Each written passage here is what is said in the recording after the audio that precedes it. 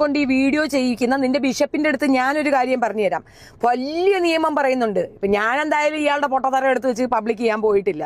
Voice അല്ല, ഞങ്ങളുടെ chat history മാത്രം ഞങ്ങൾ കുറച്ച് യൂട്യൂബേഴ്സ് പബ്ലിക് ചെയ്താൽ തീരാവുന്ന കുത്തിക്കഴപ്പേ ഉള്ളൂ. നിന്റെ പുണ്യവാനായ പോപ്പദ്ദേഹം ബിഷപ്പ്, മനസ്സിലായോ? ബിഷപ്പിന് പുറം ലോകത്തേക്ക് തലേ തുണിയിട്ടോണ്ട് ഇറങ്ങാനേ പറ്റുള്ളൂ.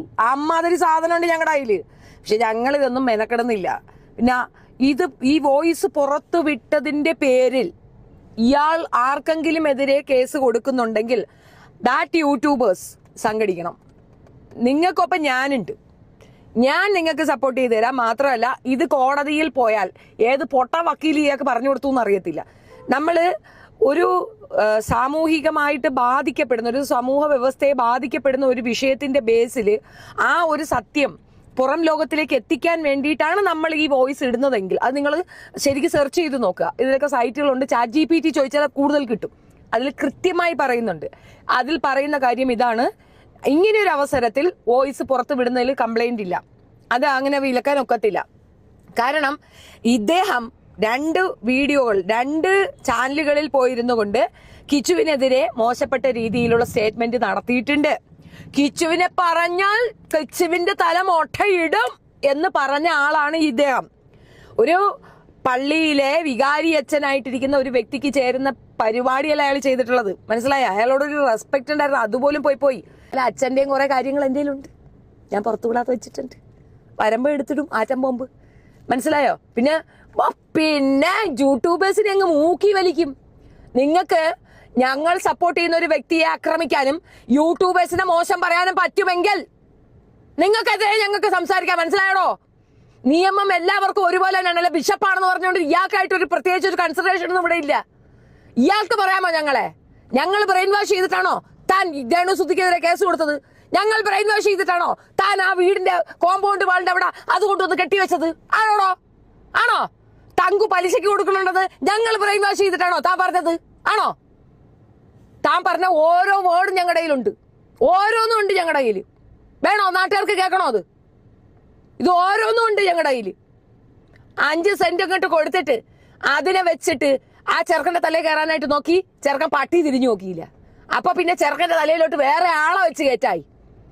ആളെ ഇറക്കുന്ന ഞങ്ങളൊക്കെ നിർത്തിയപ്പോഴും അനീഷ് നിർത്താതിരുന്നപ്പോഴും ഞങ്ങൾക്ക് മനസ്സിലായ കാര്യമാണ് അനീഷ് ആരുടെ കയ്യിലെ പാവയാണെന്ന്. ഞങ്ങളൊക്കെ നിർത്തി.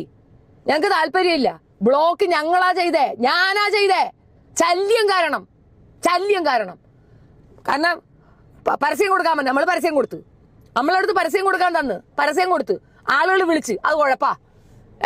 വസ്തു വിൽക്കാനായിട്ട് പരസ്യം കൊടുക്കാൻ നമ്പർ തന്ന ആളുകൾ വിളിക്കും. സ്വാഭാവികമാണ്. അപ്പൊ അതിന് മര്യാദയ്ക്ക് സംസാരിക്കാൻ അറിഞ്ഞൂടാ. ഒരു അച്ഛൻ സംസാരിക്കുന്ന കണക്കാണോ നിങ്ങൾ ആളുകളുടെ സംസാരിച്ചത്? ഡെയിലി ഇത് തന്നെയായിരുന്നു. ഒരു 108 പിന്നെ വീഡിയോ, അവളുടെ വീഡിയോ എടുത്ത് നമുക്ക് ഇട്ടുതരും. എനിക്ക് ഇട്ടുതരും. സോറി, ഞാനിതിങ്ങനെ നമുക്കെന്നങ്ങ് ആയി പോകുന്നതാണ്. ഇനി അത് നീ മറ്റവരെ പറഞ്ഞൊന്നും മുന്നോട്ട് വരണ്ട. ഒരു തരത്തിലും കോംപ്രമൈസ് ചെയ്യാൻ പറ്റാത്ത ഒരു വ്യക്തിത്വമാണ് നിങ്ങളത്. നിങ്ങൾക്കിപ്പോ എന്തിന്റെ കേടായിരുന്നു കിച്ചുവിനെ പിടിച്ച് ഇതിനകത്ത് ഇടാൻ? നിങ്ങൾ കിച്ചുവിന്റെ തലേ കയറുന്നത് എന്തിനാണ് ഞാൻ ചോദിക്കുന്നത്? അവൻ എന്തോ ചെയ്ത്? അവൻ വട കൊള്ളാന്ന് പറഞ്ഞ, വട വിറ്റ് ജീവിക്കാൻ പറഞ്ഞ. എനിക്ക് എന്റെ അമ്മയെ കാണാൻ താല്പര്യമില്ല. അവരമ്മയില്ലെന്ന് പറഞ്ഞില്ലല്ലോ. ശരീരം വിറ്റ് ജീവിക്കുന്ന പെണ്ണുങ്ങളെ സപ്പോർട്ട് ചെയ്യുന്നവർ ആരെങ്കിലും ഉണ്ടെങ്കിൽ അവർ കിച്ചുവിനെ പറയട്ടെ, കേട്ടോണ്ടിരിക്കാം. ശരീരം വിറ്റ് ജീവിക്കുന്നതാണോടോ മാന്യത? അയാളുകൊണ്ടേ കേസ് കൊടു. ഇയാൾ ഇവിടെയും കൊടുക്കട്ടെ, സുപ്രീം കോടതി കൊണ്ടേ കേസ് കൊടു. ആർക്കെതിരെ? ഈ വോയിസ് പബ്ലിഷ് ചെയ്ത ഏതെങ്കിലും ഒരു യൂട്യൂബേഴ്സിനെതിരെ താൻ കേസ് കൊടുത്തിട്ടുണ്ടെങ്കിൽ A-Z ഞാൻ പബ്ലിഷ് ചെയ്യും. അതിനകത്ത് വരുന്ന കോൺസിക്വൻസ് ഫേസ് ചെയ്യാൻ തയ്യാറാണ്. മനസ്സിലായോ? A-Z പബ്ലിഷ് ചെയ്യും. വേണ്ടാന്ന് വെക്കുമ്പോഴത്തേക്ക് തലേ കയറരുത്. ആ വീട്ടിൽ നടക്കുന്ന ഓരോ കാര്യങ്ങളും താങ്കൾ ഞങ്ങളെ വിളിച്ച് ഇൻഫോം ചെയ്തിട്ടുണ്ട്. ഗ്രൂപ്പ് കാളുകൾ റെക്കോർഡറാണെന്ന് എനിക്കറിയത്തില്ലേ? കംപ്ലീറ്റ് പുറത്തു വിടും ഞാൻ. എന്താ വിചാരിച്ചേ? പൂച്ചാണ്ടി കാണിക്കുന്നോ? അനീഷ് പറയുന്നത് പോലെ ഷെഫീന ബേബി ഈ പറയുന്ന കുട്ടീനെ പറ്റി പറഞ്ഞിട്ടുണ്ടെങ്കിൽ ഷെഫീന ബേബിക്ക് പൂർണ്ണ ബോധ്യപ്പെട്ട കാര്യമാണ്. അന്വേഷണത്തിൽ ബോധ്യപ്പെട്ട കാര്യമാണ് പറഞ്ഞത്. അമ്മയും അച്ഛനും ഇല്ലാതെ നിൽക്കുന്ന ഒരു കുട്ടിയുടെ നേരെ നിങ്ങളെല്ലാവരും കൂടെ കൂട്ടത്തോടെ ആക്രമണം അഴിച്ചു വിട്ടിട്ട് വടവിറ്റ് ജീവിച്ച ഒരു സ്ത്രീയെ വലിയ മറ്റവളാക്കാനാണ് നിങ്ങളുടെ ഉദ്ദേശമെങ്കിൽ നടക്കത്തില്ല. മനസ്സിലായോ? ആ സ്ത്രീക്ക് വയ്യാതായി എന്ന് കേട്ട നിമിഷം തൊട്ട് നമ്മൾ വിട്ടു. ഇപ്പൊ ഞങ്ങൾക്ക് സംശയമുണ്ട്, എനിക്ക് സംശയമുണ്ട്. എന്നെ പർപ്പസിൽ ഇതിനകത്തേക്ക് ഇടുന്ന എന്തിനാണ്? പെരുന്നാളിന് പിള്ളേരോട് ചോറും കറിയും വെച്ച് തിന്നോണ്ടിരിക്കേണ്ട എന്നെ വിളിപ്പിച്ച് വരുത്തിയിട്ട് ഇത്രയുണ്ടെന്ന് പറഞ്ഞ ആ പോലീസുകാരുടെ വോയിസും എന്റെ കയ്യിലുണ്ട്. എന്നെ വിളിച്ച് വിരട്ടി പറഞ്ഞ പോലീസുകാരന്റെ വോയിസ് എന്റെ കയ്യിലുണ്ട്. ഇത് വെറും പ്രശ്നമല്ലേ? ഇത് വെറും പ്രശ്നവും അല്ല. എന്നിട്ട് അവളുടെ അടുത്ത് ചോദിച്ചപ്പോ എനിക്ക് ക്യാൻസർ ഇല്ല. ഇച്ചി കഴിഞ്ഞിട്ട് വീണ്ടും വന്നിരുന്നോണ്ട് പറയണേ 15 വയസ്സ് തൊട്ട് എനിക്കുണ്ട്.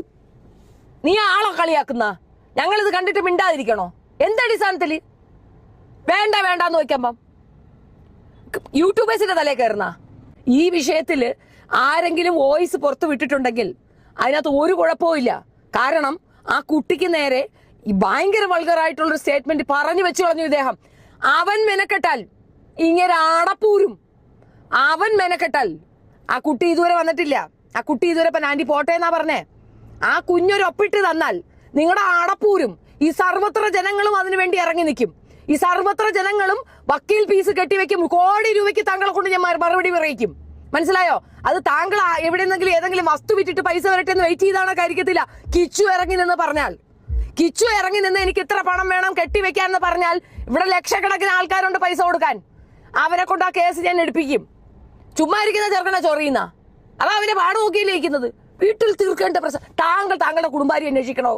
താങ്കൾ എന്തിനാണ് രേണുസുധിയുടെ കുടുംബ അന്വേഷിച്ചോണ്ട് നടക്കുന്നത്? അത് അന്വേഷിക്കാൻ അവർക്കറിയാം. അവൻ ചെറിയ ചെറുക്കനൊന്നുമല്ലല്ലോ, അവനറിയാം. ഓ, തൃക്കൊടിത്താനം പോലീസ് സ്റ്റേഷനിൽ പോയ ആണ്. തൃക്കൊടിത്താനം പോലീസ് സ്റ്റേഷനിൽ പോയി ആരേണ്ട എന്തിനാ ചെയ്തവൻ? ഒരു വ്യക്തിയെ നിക്ഷേപം ചെയ്തതിന് ഒരു പരിധിയുണ്ട്, ഒരു അടക്കം വേണം. ഇത് മറ്റവള് പറഞ്ഞത് തന്നെ മോങ്ങിയപ്പോ ഇതില്ലായിരുന്നല്ലോ. എന്തൊരു മോങ്ങലായിരുന്നു, എന്തൊരു കരച്ചിലായിരുന്നു. അപ്പോഴെവിടെയായിരുന്നടോ? പറഞ്ഞ ഏറെ പറയേണ്ടി വരും. എടോ, ക്രിസ്ത്യൻസ് ആയ നിങ്ങൾക്ക് മനസ്സിലാവുന്നില്ലേ കൺഫെഷൻ എന്താണെന്ന്? ഞായറാഴ്ച കുർബാന കഴിഞ്ഞിട്ട് വന്നിരുന്നു കൊണ്ട് കൺഫേസ് ചെയ്ത് കഴിഞ്ഞാൽ ഏത് പാവവും പൊറുക്കം പശ്ചാത്താപിക്കുന്നവന്റെ ഒപ്പമാണ് കർത്താവെന്നല്ലേടോ പഠിപ്പിക്കുന്നേ.